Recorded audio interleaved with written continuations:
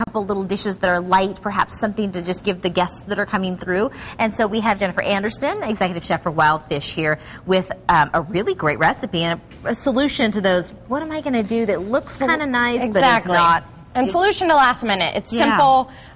You know, for most people, probably the only thing they might not have at home is the fresh herbs and the salmon, so it's easy to pick up.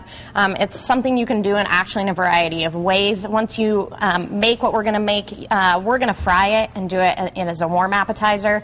But I've even used this where I'll use it as a spread on a bagel for breakfast the next day or something, because it's cream cheese based. So you can use it as a dip for vegetables, you know, if you're wanting to put out like something crudité-wise with some raw vegetables. So it has a variety of uses, and that's another reason I really like this one. The principal ingredients are right here, and so let's just run through those for our viewers. Okay, so just some cream cheese, some scallions that you would find, a little bit of horseradish, some fresh dill, Tabasco, and then the smoked salmon. The smoked salmon, I actually chose a lox style or a cold smoked salmon. You could do a hot smoked salmon as well. And in terms of purchasing that, we're going to find that in the refrigerated section or in the freezer section? You're going to find that in the refrigerated section. I know Trader Joe's, Whole Foods, AJ's, any of them should carry it, and they'll give you either that hot or cold smoked option if you don't like lox. Again, because we're frying it, it is going to get cooked some more. But on a lox style, it's a cold cured, so it's not actually cured cooked salmon all the for way. those of you at home taking notes. Yeah. All right. So very simple. Again, like Stephanie was saying, we're going to add the cream cheese to our food processor. Something important with this, you want to make sure that you've let it thaw a little bit at room temperature. Ours is still a little bit firm. I was going to say, that's really it's not a little room bit firm. We're going to add our scallions, about half a cup or a cup, whatever you like. You know, if you want to make it a little bit more green and kind of herbaceous. All our salmon's going to go in there. Fresh dill. I'm so tempted to reach in there and grab a piece of that salmon and just sneak it before it gets all pureed. Now, again, on the horseradish, that's going to be to your preference of how spicy you like it, all that kind of, and same with the Tabasco. Now, if you notice, I'm not going to add salt to this mixture. With the smoked salmon, it's going to have plenty of salt to it because that's actually how it's cooked, is salt cured. So, a little bit of fresh ground pepper. And then we're just going to squeeze a little bit of lemon juice in there as well. What's that lemon juice going to do? That is going to bring out kind of the brightness of all the herbs, all that acidity is going to brighten up all those flavors together.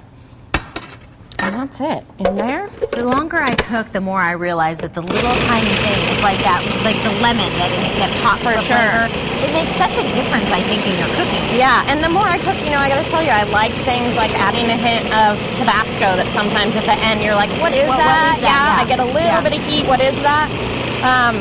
So we're just going to let this process until it's smooth.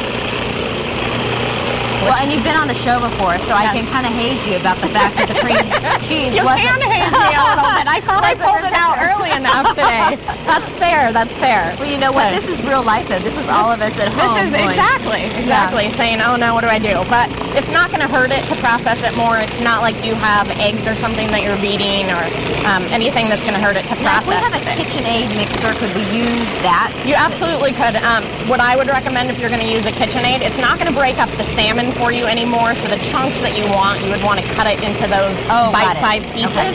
And then again, do what I didn't do today and make sure it's definitely at a room temperature. And your paddle attachment or even your whip attachment would work too. The whip is going to beat a little bit of air into the cream cheese and make it a little bit lighter and fluffier. So that's an option as well if you don't have a food processor at home.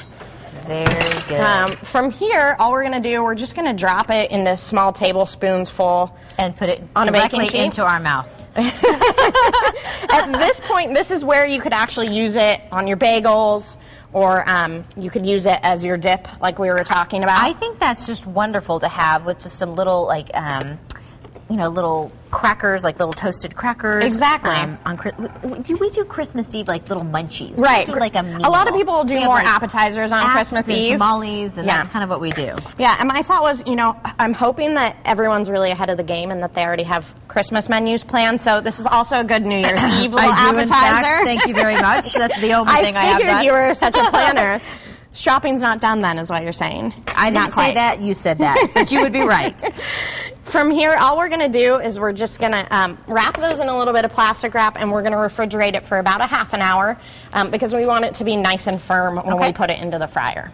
Very good. All right. Well, we're going to see what this looks like in just a little bit, so stick around and make yourself at home. Great. Need Thank some water? you. I'll get you some water.